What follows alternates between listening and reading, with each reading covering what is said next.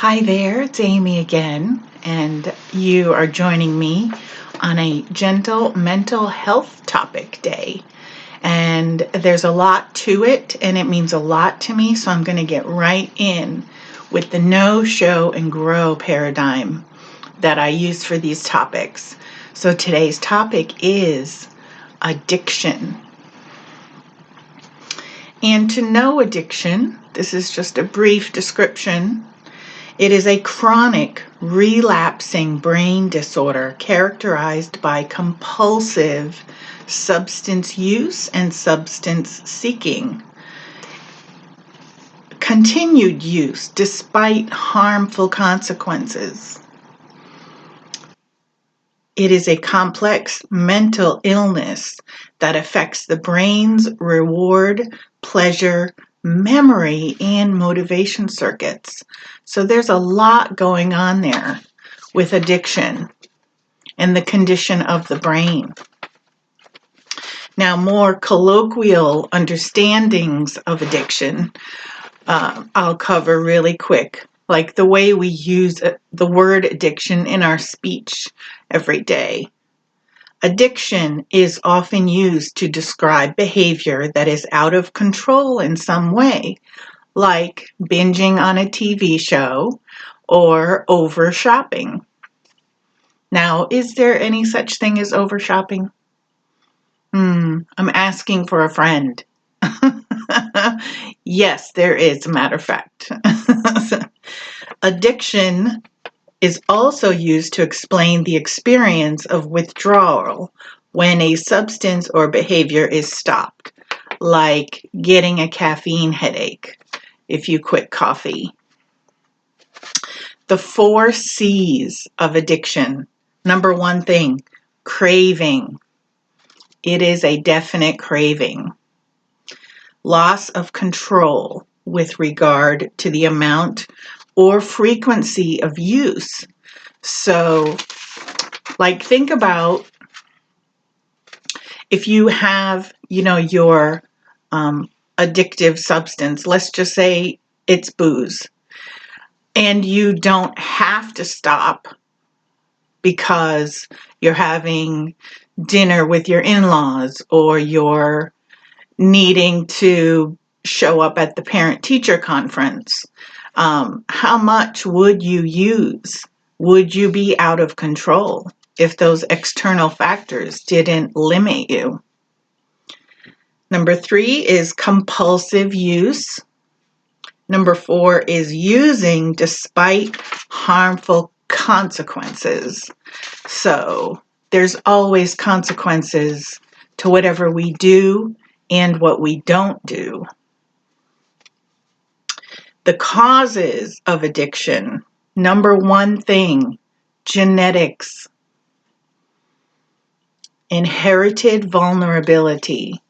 So it's important, just like with mental illness, just like with medical conditions like cancer, just like addiction, inherited vulnerability. So that doesn't mean that you're going to, become a raging addict the first time you try something, although you might, that's a possibility, because you have inherited a vulnerability.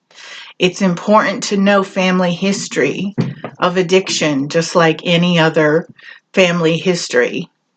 Yeah.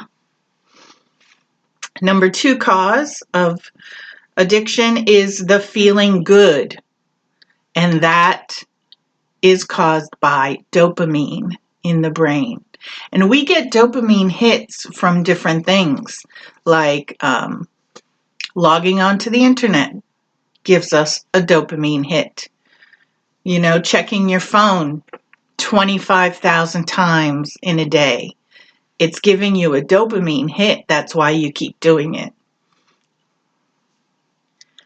Environment, the attitudes of people. Using substances to cope with feelings of marginalization, trauma, and abuse. Mental health issues. Substances worsen the symptoms of mental illness. But this is interesting. 50% of people who are addicted also have mental health disorders. So which came first, the chicken or the egg?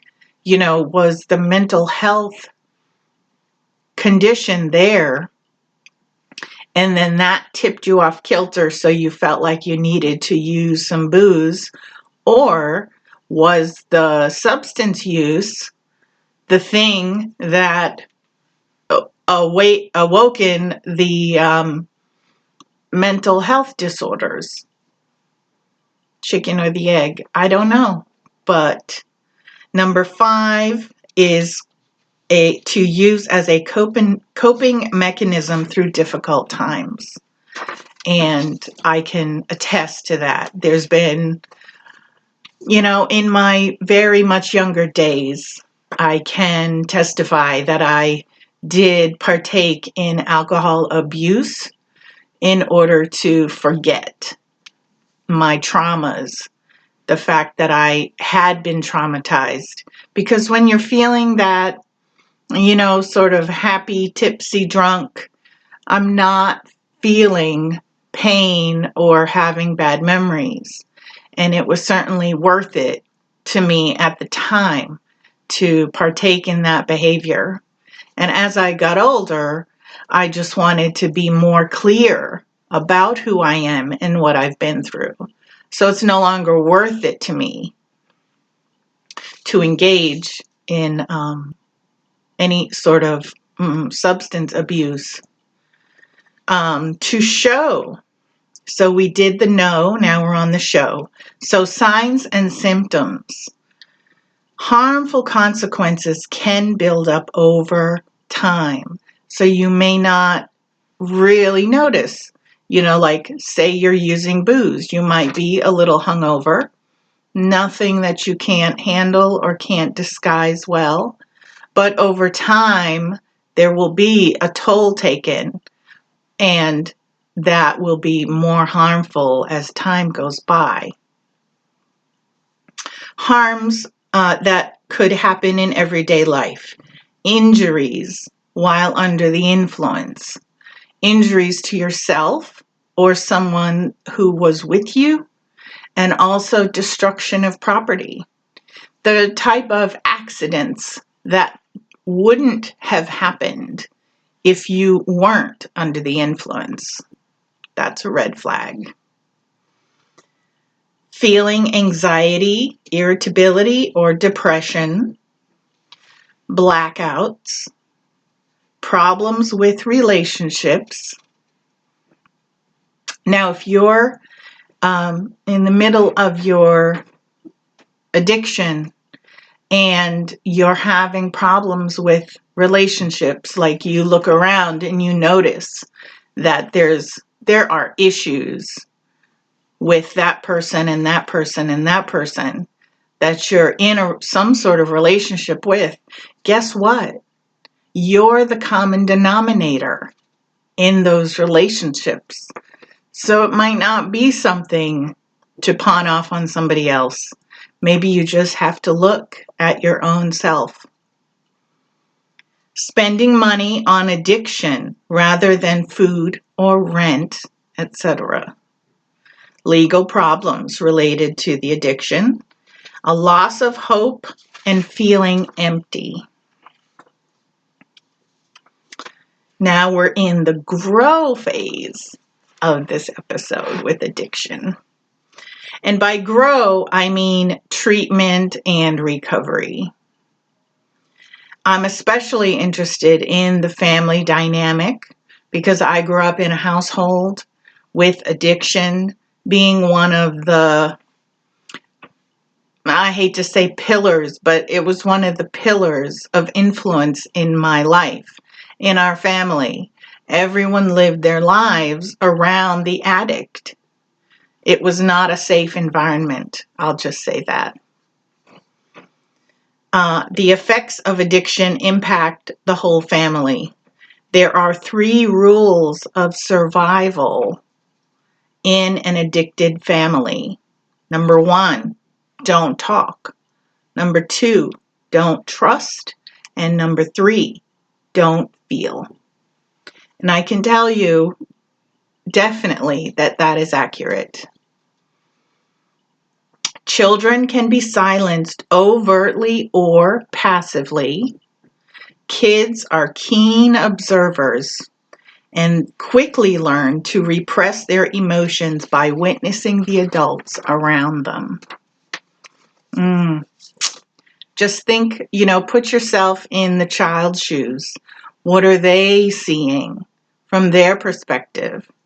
And I'm talking about smaller kids, to a small child, the parent is a god, and are they behaving in a way that is trustworthy and safe, nurturing? We do things while we're under the influence that we would not normally do. And it's important to put that magnifying glass on yourself once in a while. Protective factors means factors that will make it less likely for people to turn to a substance to feel better. Number 1 thing, having a positive role model. So again, with the parent or caregiver, or maybe a cousin or a teacher, just somebody to look up to and say, oh, life could be this way instead of this way. That's all. Good caregiver supervision. Strong attachments to family, school, and community. Have goals and dreams. And be involved in things like sports or volunteering. Something that will give you a sense of belonging and a sense of self-value are things that can mitigate that, maybe that instinct or that desire to use a substance. And the last part of growing, I wanted, like I said, I have a special interest in household dynamics. And so when there is an addict in the house, set and keep boundaries. Boundaries, boundaries, boundaries. I can't say it enough. Number 1, no booze or drugs in the house at all. Not even under lock and key, because those can be thwarted. Just don't keep them there. Don't allow use of booze or substances near you. And if you show up high or drunk, you're going to get booted out, make sure you, number 3, follow through with consequences. So don't give them a free pass on consequences. It's really important. Insist on professional help. I can't speak highly enough about how valuable getting professional help is. Let go of what you can't change. That's a big one. Hide your personal valuables. I know from experience that things get stolen and sold off for drugs. So keep the valuables where you keep the booze and like all that kind of thing. And number 8, openly communicate. Things that, I think addiction is one of those things that needs a light shined on it, just like abuse, other types of abuse. Addiction is a treatable, chronic medical disease. When I looked up how to stay safe with an addict in the house, I was shown a number, and that number is 988. So that's a crisis helpline. You don't need to be suicidal. You just need to need help. So thanks for being here with me today.